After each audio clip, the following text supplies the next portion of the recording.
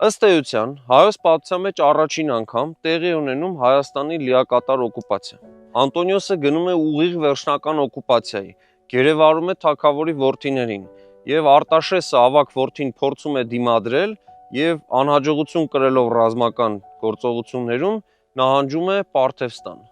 Եվ այս իրավիճակում նա հայոց թագավոր է հռչակում այս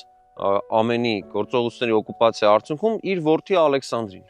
Սա իհարկե փոխում է իրավիճակը եւ Արտաշեսին պարթևները հաշվի չառնելով նախկինում լարված հարաբերությունները ընդունում են արքայավայել եւ հասկանում են, որ այդ փուլում պետք է նրան աջակցել, որպեսզի Հռոմի հետ բալանս լինի։ Այլապես բալանսը իրականություն չէր դառնալ, որտեղ հռոմեացիներն իրենց կողմն էին գրավել նաեւ Ատրպատականի տիրակալին եւ փաստացի Հայաստանի վերատեսուչ կարգել էին նրանց արքային, իսկ ահա Ալեքսանդրը դեռևս գտնվում էր Եգիպտոսում։